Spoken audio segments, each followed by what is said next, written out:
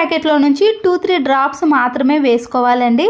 తర్వాత కొన్ని వాటర్ని అదే ప్లేస్లో వేసి ఈ క్లాత్తో డ్రెస్సింగ్ టేబుల్ అద్దాలు కానీ డైనింగ్ టేబుల్ అద్దాలు ఇలాంటి షాంపూ ప్యాకెట్తో క్లీన్ చేసామనుకోండి, మంచి సువాసనతో పాటు అద్దాలు అనేవి చాలా ఈజీగా క్లీన్ అయిపోతాయండి. మబ్బుగా అస్సలకే కనిపించవు. ఇలా సోప్ మరకలు వాటర్ మరకలు పడి జిడ్డుగా తయారవుతాయి కదా, అలాంటి వాటిని ఈ షాంపూతో క్లీన్ చేసుకున్నాక చూడండి అద్దం అనేది చాలా నీట్గా కనబడుతుంది. తర్వాత ఒక పొడి క్లాత్తో క్లీన్ చేసుకుంటే కొద్దిసేపటి తర్వాత అద్దం అనేది నీట్గా ఉంటుంది. వర్షాకాలంలో బిస్కెట్ ప్యాకెట్ను ఓపెన్ చేసిన తర్వాత మిగతా బిస్కెట్లను అలాగే పెట్టేసామనుకోండి, వాతావరణం చేంజ్ వలన బిస్కెట్లు అనేవి త్వరగా మెత్తబడిపోతాయి. వీటిని ప్లాస్టిక్ బాక్స్లో కానీ స్టీల్ బాక్స్లో వేసుకొని ఈ మెత్తబడిన బిస్కెట్లను ఫ్రిడ్జ్లో ఒక 2 అవర్స్ పాటు పెట్టేసిన తర్వాత మళ్ళీ బయటకు తీసామనుకోండి, బిస్కెట్లు అనేవి కరకరలాడుతూ ఉంటాయి. కిచెన్ సింకులో కొద్దిగా గోధుమ పిండిని కానీ లేదా మైదా పిండి, ఏ పిండి అయినా సరేనండి, కొద్దిగా వేసి స్క్రబ్బర్తో క్లీన్ చేసుకోవాలి. ఇలా చేయటం వలన సింకుకు ఉండే మరకలు కానీ జిడ్డు అని ఈజీగా తొలగిపోతుందండి. సోప్ని కానీ లిక్విడ్ని వేసి క్లీన్ చేసుకునే బదులు ఇలా గోధుమ పిండిని వేసి క్లీన్ చేసుకున్నారనుకోండి, ఈ స్టీల్ సింక్ అనేది మంచి షైనింగ్లోకి ఎలాంటి నూనె మరకలు కానీ ఏ మరకలైనా సరేనండి ఇట్టే తొలగిపోతాయి. ఇలా స్క్రబ్బర్తో క్లీన్ చేసుకున్నాక వాటర్తో క్లీన్ చేసి చూపిస్తాను చూడండి, ఎంత నీట్గా మళ్ళీ కొత్త దానిలా మెరుస్తుందండి. ఎప్పుడైనా సరేనండి అప్పుడప్పుడు మధ్యలో మనము సింక్ని క్లీన్ చేసుకోవాలంటే ఇలా పిండితో క్లీన్ చేసుకోవాలి. వైపర్ స్టిక్ని తీసుకొని ఒక మాస్కును ఇలా వీడియోలో చూపించిన మాదిరిగా పైన అలాగే ఇలా కింది వైపున 2 వైపులా మాత్రమే కట్ చేసుకోవాలి. ఇలా కట్ చేయటం వలన ఒక వైపు మాత్రమే ఓపెన్ అవుతుంది. ఇలా ఓపెన్ అయిన దాంట్లో వైపర్ స్టిక్ని పెట్టేసేయండి.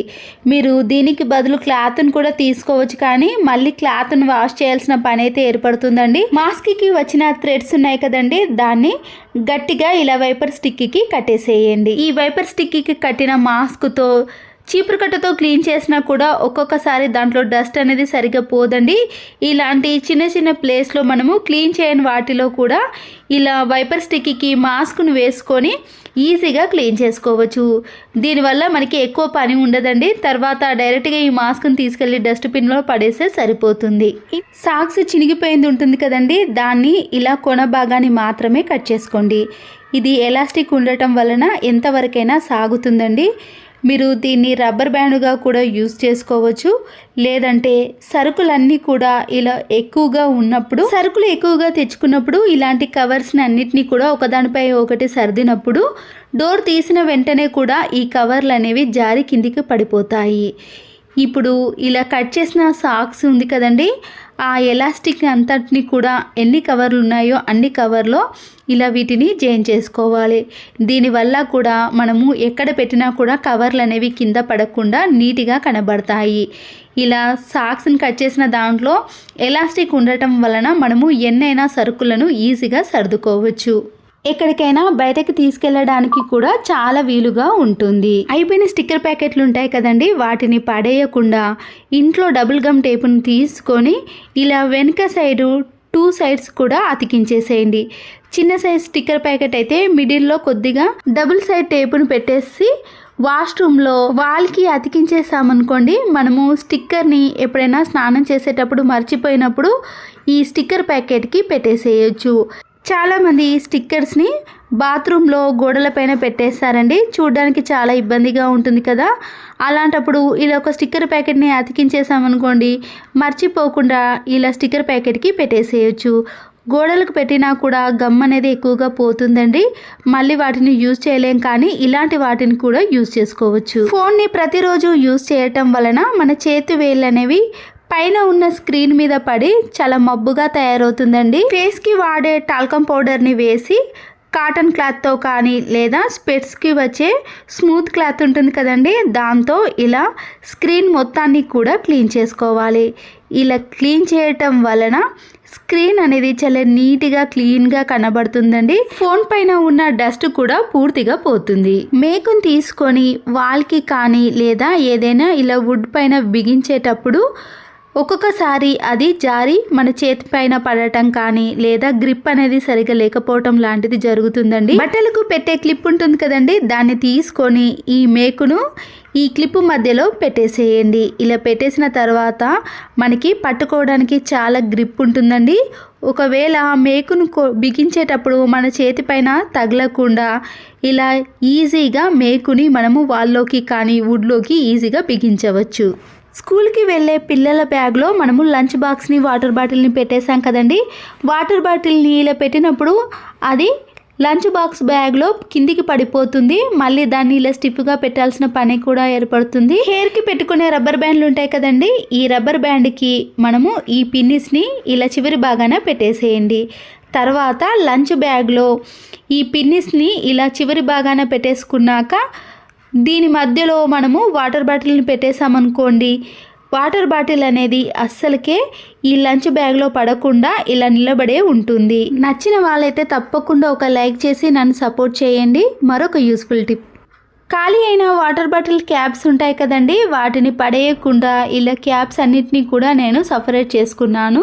రౌండ్గా ఉండే క్యాప్స్ ఏవైనా పర్వాలేదండి. నేనైతే ఇక్కడ కోల్గేట్ పేస్ట్ యొక్క క్యాప్ను కూడా తీసుకున్నాను. నైఫ్ని తీసుకొని ఇలా వీడియోలో చూపించిన మాదిరిగా క్యాప్ యొక్క 2 వైపులా కూడా చిన్నగా ఘాటు పెట్టుకోవాలండి.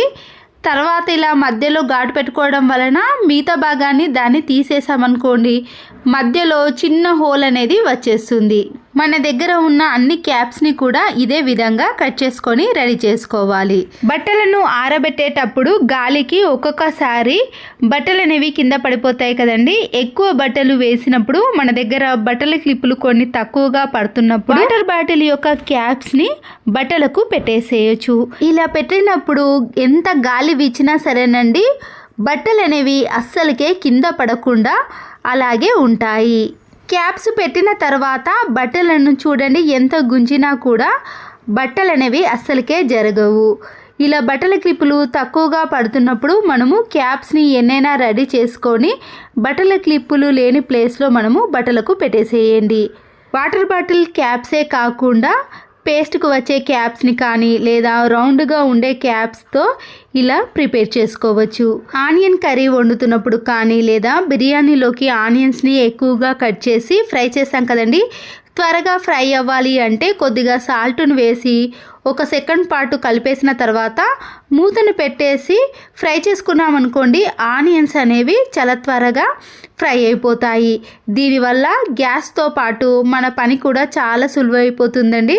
చూసారు కదండి, త్వరగా ఫ్రై అవ్వాలంటే ఈ చిన్న టిప్ని ఫాలో అవ్వండి. అంటే గ్రేటర్ ఉన్నప్పుడు టమాటా ప్యూరీ కోసం మనము టమాటాలన్నీ కట్ చేసి మిక్సీ పట్టడము, ఒక్కొక్కసారి ఇంట్లో పవర్ లేనప్పుడు ఇలాంటి వాటి కోసం ఇబ్బంది పడుతుంటే ఇలాంటి గ్రేటర్తో మనము టమాటా ప్యూరీని ఈజీగా తీసుకోవచ్చు. ఇలా చేయడం వలన టమాటాపై ఉండే తొక్క కూడా ఈజీగా వచ్చేస్తుందండి. నేను ఇక్కడ ఒకే టమాటాను యూజ్ చేశాను, కానీ టమాటా ప్యూరీ అనేది చాలా ఎక్కువగా వస్తుంది. మిక్సీలో వేయటం, దాన్ని క్లీన్ చేయటం అలాంటి పనుల కంటే ఇదే ఈజీ పని అండి. బేకింగ్ సోడాను ఇలా ఒక ప్లేట్లోకి వేసుకున్నాక దాంట్లో కొన్ని వాటర్ని కలిపేసేయండి. పాడైపోయిన ఒక టూత్ బ్రష్ని తీసుకున్నాక ఇలా గోడలపైన పెన్ మరకలు కానీ కలర్స్ మరకలు కానీ ఏవైనా ఉన్నప్పుడు అవి మనము ఎంత రఫ్ చేసినా కూడా రఫ్ కావండి. దాంతోపాటు పైన ఉన్న పెయింట్ కూడా పోతుంది కదా. ఇలా బేకింగ్ సోడా వాటర్ని వేసి బ్రష్తో రాసామనుకోండి, ఆ మరకలు అనేవి చాలా ఈజీగా క్లీన్ అయిపోతాయి. దానిపైన ఉండే పెయింట్ కూడా అస్సలకే పోదండి. ఓన్లీ పెన్ మరకలు ఇలాంటి కలర్ మరకలు అనేవి తొలగిపోతాయి. ఒకటి కట్ చేసి దాంట్లో హాఫ్ భాగం మాత్రమే తీసుకున్నాక దీంట్లో ఉండే గింజలన్నీ తీసేయండి.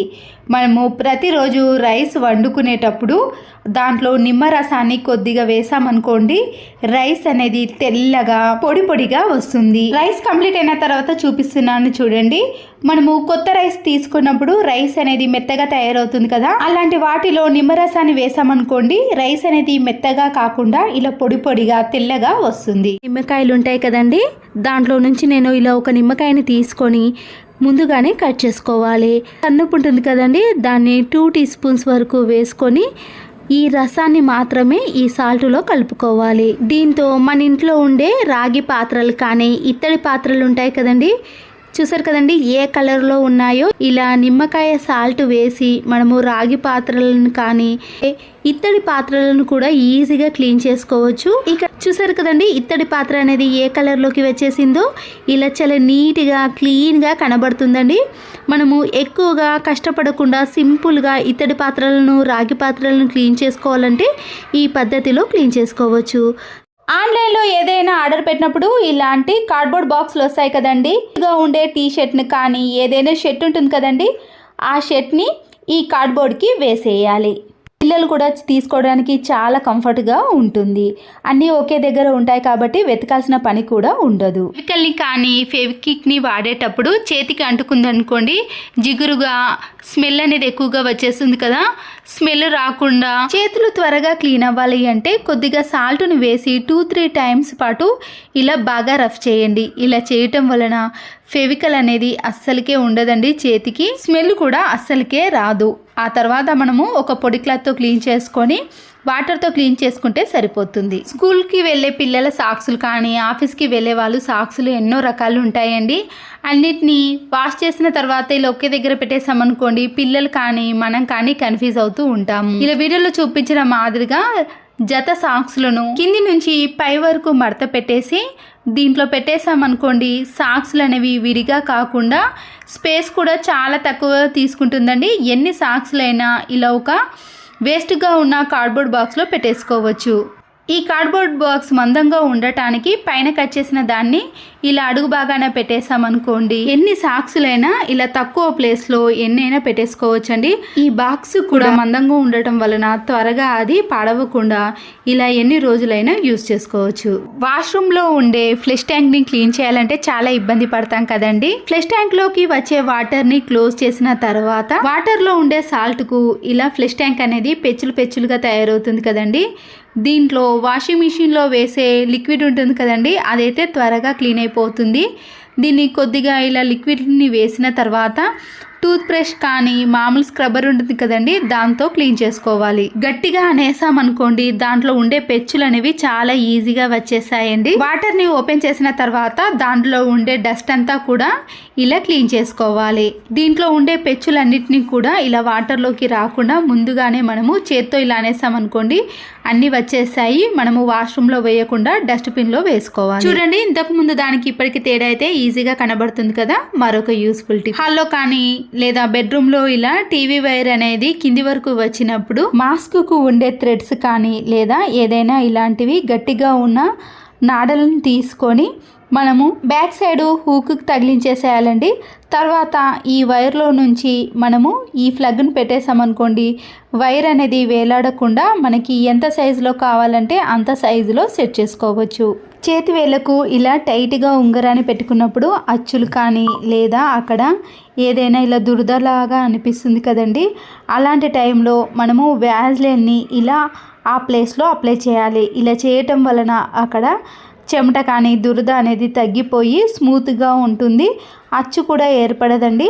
మనము టైట్గా ఉన్న ఉంగరాన్ని తీయాలన్నా కూడా ఇలా వ్యాజ్లైన్ అప్లై చేసి తీసామనుకోండి, చాలా సింపుల్గా వచ్చేస్తుంది. మన వాటి యొక్క క్యాప్ ముందటి భాగం ఉంటుంది కదండి, దాని వరకు కట్ చేసిన తర్వాత ఇలా క్యాప్ని పెట్టేసుకున్నాక చిన్న చిన్న హోల్స్ అనేవి చేసుకోవాలి. ఒక బెలూన్ని తీసుకొని 2-3 టైమ్స్ పాటు ఇలా సాగదీసిన తర్వాత మిడిల్లో కట్ చేసుకోవాలి. కట్ చేసుకున్న కింది భాగాన్ని పక్కన పెట్టేసి దీన్ని కూడా యూజ్ చేసుకోవచ్చండి. అయితే ఇలా కట్ చేసిన పై భాగాన్ని మాత్రమే ఇలా వాటర్ బాటిల్ యొక్క క్యాప్ని కట్ చేసాం కదండి, దానికి తొలగించేసేయండి. బెలూన్ యొక్క పై భాగం అనేది ఇలా కింది వైపున పెట్టిన తర్వాత ట్యాప్స్ ఉంటుంది కదండి, ఆ ట్యాప్కి దీన్ని ఇలా తొలగించేసేయాలి. కిచెన్ సింక్లో కానీ లేదా ఇలా వాష్ బేసిన్లో పక్కనంతా కూడా డస్ట్ పడినప్పుడు ఇలా బెలూన్ సహాయంతో మనము వాటర్తో క్లీన్ చేసుకున్నామనుకోండి, చాలా నీట్గా ఉంటుంది. బెలూన్ని మిడిల్లో కట్ చేసుకున్నాం కదండి, దాన్ని కూడా తీసుకొని ఇలా కొద్దిగా గ్యాప్ ఇచ్చుకుంటూ కట్ చేసుకోవాలి. కట్ చేసుకున్న కింది భాగాన్ని మనము మిడిల్లో కొద్దిగా ప్లేస్ వదిలేసి ఎన్ని అయితే అన్ని కట్ చేసుకున్నాక వీటినైతే చాలా రకాలుగా యూజ్ చేసుకోవచ్చండి. అయితే ఇలా బెలూన్ని మనం కొద్దిగా ఓపెన్ చేసిన తర్వాత మన ఇంట్లో సరుకులు తెచ్చుకున్నప్పుడు కొన్ని బాక్స్లో వేసుకొని మిగతా వాటిని కవర్లో అలాగే పెట్టేసామనుకోండి, దాంట్లోకి గాలి వెళ్ళి త్వరగా పురుగు పట్టే అవకాశం కూడా ఉంటుంది, మెత్తబడిపోతాయి కదా. ఇలా కట్ చేసుకున్న బెలూన్ని రబ్బర్ బ్యాండ్గా మనము పైన ఉన్న కవర్కి వేసేసామనుకోండి, గాలి చొరబడకుండా పురుగు పట్టకుండా సరుకులను ఎన్ని రోజులైనా స్టోర్ చేసుకోవచ్చు. అంతేకాకుండా ఇలాంటి చిన్న చిన్న మ్యాచ్ బాక్సులు కానీ, కాఫీ ప్యాకెట్స్ ఉంటాయి కదండి, 2 రూపీస్ కానీ 5 రూపీస్ ప్యాకెట్లు అన్నిటినీ కూడా కట్ చేసుకున్న ఇలా బెలూన్తో మనం వేసుకున్నాం అనుకోండి, అన్నీ ఒకే దగ్గర ఉంటాయి, వెతకాల్సిన పని కూడా ఉండదు. క్లాత్ హ్యాంగర్ ఉంటుంది కదండి, దాన్ని తీసుకొని చినిగిపోయిన సాక్స్లను కానీ లేదా వేస్ట్గా ఉన్న సాక్స్లను రెండింటిని తీసుకోవాలి. ఇలా హ్యాంగర్కి 2 వైపులా కూడా తొడిగించేసేయండి. దీంతో బీరువా పక్కన కానీ కబోర్డ్స్ మధ్యలో కానీ ఇలా బెడ్స్ పెట్టిన పక్కన మధ్యలో కొద్దిగా స్పేస్ ఉంటుంది కదండి, దాంట్లో మనము చీపురు కట్టతో క్లీన్ చేయలేం, కానీ ఇలా క్లాత్ హ్యాంగర్కి సాక్స్లు వేసి చిన్న చిన్న స్పేస్లో క్లీన్ చేసామనుకోండి, దాంట్లో ఉండే డస్ట్ కానీ బూజు కానీ చాలా ఈజీగా వచ్చేస్తుంది. మరొక యూస్ఫుల్ టిప్, ఇడ్లీ బ్యాటర్ కానీ దోశ బ్యాటరు ఏ బ్యాటర్ అయినా సరేనండి, మనము ఇలా రుబ్బుకున్న తర్వాత ఒక గిన్నెలోకి కానీ బాక్స్లో వేసుకుంటాం కదా, నైట్ అంతా అలాగే పెట్టడం వలన ఫార్మెంటేషన్ అనేది జరిగి ఇడ్లీ బ్యాటర్ కానీ దోశ బ్యాటర్ అనేది పులిసి పొంగిపోతుంది కదండి. అలా పులిసినప్పుడు గిన్నెలో నుంచి బయటకి రాకుండా ఉండాలి అంటే వంట నూనెను ఇలా గిన్నె మొత్తానికి కూడా పై వరకు కూడా అప్లై చేయాలి. ఇలా అప్లై చేయటం వలన పులిసినప్పుడు పొంగకుండా గిన్నె లోపట్నే ఉంటుందండి, అప్పుడు బ్యాటర్ అనేది వేస్ట్ కాకుండా ఉంటుంది. పొడవైన ఇలా ఒక వైపర్ స్టిక్ని తీసుకొని 2 వైపులా సాక్స్లను కానీ లేదా ఇలా ఏదైనా ఒక క్లాత్ను పరుచుకొని దాంట్లో వైపర్ స్టిక్ని పెట్టేసి క్లిప్పుల సహాయంతో దాన్ని క్లోజ్ చేసేయండి. 3 కానీ 4 కానీ బట్టల క్లిప్పులను పెట్టేసిన తర్వాత ఈ క్లాత్ పైన లిక్విడ్ని కానీ మీకు నచ్చినది ఏదైనా వేసుకుని ఫ్యాన్ కానీ లేదా పైన ఉన్న కబోర్డ్స్ని క్లీన్ చేయాలంటే స్టూల్ కానీ నిచ్చెన వేసుకొని క్లీన్ చేసాం కదండి, అలా కాకుండా ఫ్లోర్ నుంచే మనము ఈజీగా క్లీన్ చేసుకోవచ్చు. ఎంతసేపు అయినా ఇలా క్లీన్ చేసినా కూడా మనకి పని అనేది అస్సలకి అలసట అనిపించదండి. తక్కువ టైంలో ఇలా ఎన్ని కబోర్డ్స్నైనా కానీ ఈజీగా క్లీన్ చేసుకోవచ్చు. దీంతో కబోర్డ్సే కాదండి, మన ఇంట్లో ఉండే విండోస్ని కానీ స్లైడింగ్ డోర్ని కానీ బీరువాని చీపురు కట్టతో క్లీన్ చేయలేం కదండి, ఇలాంటి క్లాత్తో క్లీన్ చేసామనుకోండి చాలా ఈజీగా క్లీన్ అయిపోతాయి. నచ్చితే మాత్రం తప్పకుండా లైక్ చేయండి. చాలా రకాల బ్లౌజులు ఉంటాయి కదండి, కాస్ట్లీ బ్లౌజులు కానీ వర్క్ బ్లౌజులు, పట్టు శారీస్ మీద బ్లౌజులను అయితే మనము ఏదైనా అకేషన్స్కు మాత్రమే యూస్ చేస్తాము. అలాంటి బ్లౌజులు అయితే మనము ఎక్కువగా వేసుకోము కాబట్టి ఈ హుక్స్ అనేవి సిలుమెక్కి గట్టిగా తయారవుతాయండి. ఈ బ్లౌజ్ వేసుకునేటప్పుడు ఒక్కొక్కసారి అక్కడ హోల్ పడే అవకాశం కూడా ఉంటుంది. ఇలా నెయిల్ పాలిష్ని మనము హుక్స్కి అప్లై చేసామనుకోండి, అవి సిలుమెక్కకుండా స్మూత్గా ఉంటాయి, అప్పుడు బ్లౌజ్ కూడా ఎలాంటి హోల్స్ అనేవి పడకుండా ఉంటాయి. మరొక యూస్ఫుల్ టిప్, వాటర్ బాటిల్ యొక్క క్యాప్స్ కానీ లేదా పేస్ట్ మీద వచ్చే క్యాప్స్ ఏవైనా సరేనండి, ఇక్కడ నేనైతే పేస్ట్ క్యాప్ని అలాగే వాటర్ బాటిల్ క్యాప్ని తీసుకొని వేడి చేయకుండానే డైరెక్ట్గా ఇలా నైఫ్తో గట్టిగా ప్రెస్ చేసామనుకోండి, మధ్యలో చిన్న ఘాట్ అనేది వచ్చేస్తుంది. ఇలా 2 వైపులా కూడా కట్ చేసుకోవాలి. కట్ చేసుకున్న ఈ 2 క్యాప్ మధ్యలో మనము సెల్ ఫోన్ని పెట్టేసేయాలి. చూసారు కదండి, ఇలా సెల్ ఫోన్ని చూడాలన్నప్పుడు ఇలా నీట్గా చూసుకోవచ్చు. కొత్త డ్రెస్సులు తీసుకున్నప్పుడు ఇలాంటి ట్యాగ్స్ వస్తాయి కదండి, వాటిని వేస్ట్ అని పడేసాం, కానీ వీటిని కూడా యూజ్ చేసుకోవచ్చు.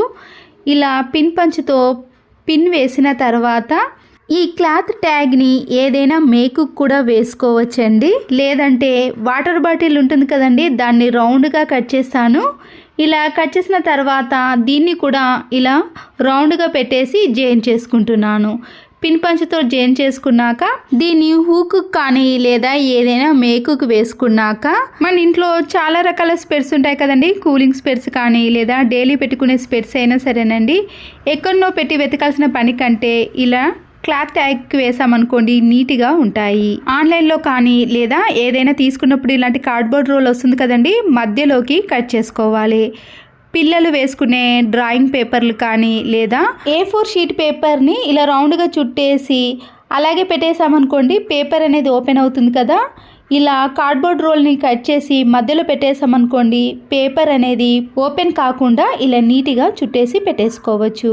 కిచెన్లో గ్యాస్ స్టవ్ని నైట్ పూట కానీ కర్రీ చేసిన తర్వాత ఇలా ఆయిల్ అంతా కూడా గ్యాస్ స్టవ్ పైన పడి జిడ్డుగా తయారవుతుంది కదండి, మన ఇంట్లో ఉండే న్యూస్ పేపర్ కానీ పిల్లలు వాడేసిన నోట్బుక్ పేపర్స్ ఉంటాయి కదండి, ఏదైనా తీసుకోవచ్చు. ఆ పేపర్ పైన వైట్ వెనిగర్ని కొద్దిగా వేసేయండి. ఇలా వేసిన వెనిగర్తో మనము గ్యాస్ స్టవ్ని క్లీన్ చేసామనుకోండి, గ్యాస్ స్టవ్ అనేది జిడ్డు పట్టిన మరకలు చాలా ఈజీగా క్లీన్ అవ్వటమే కాకుండా బొద్దింకలు కానీ బల్లులు కానీ అస్సలకే రావండి. ఈ ఘాటైన స్మెల్కి పురుగులు అనేవి రాకుండా ఉంటాయి. ఇలా పేపర్తో క్లీన్ చేయటం వలన గ్యాస్ స్టవ్ అనేది చాలా నీట్గా క్లీన్గా తయారవుతుంది. మనము అద్దాలను కూడా పేపర్తో క్లీన్ చేసాం కదండి, గ్యాస్ స్టవ్ని కూడా క్లీన్ చేసి చూడండి, చాలా నీట్గా కనబడుతుంది. చూసారు కదండి, ఎలాంటి లిక్విడ్లను సోప్ని యూజ్ చేయకుండా ఇలా వెనిగర్ సహాయంతో క్లీన్ చేసుకోండి.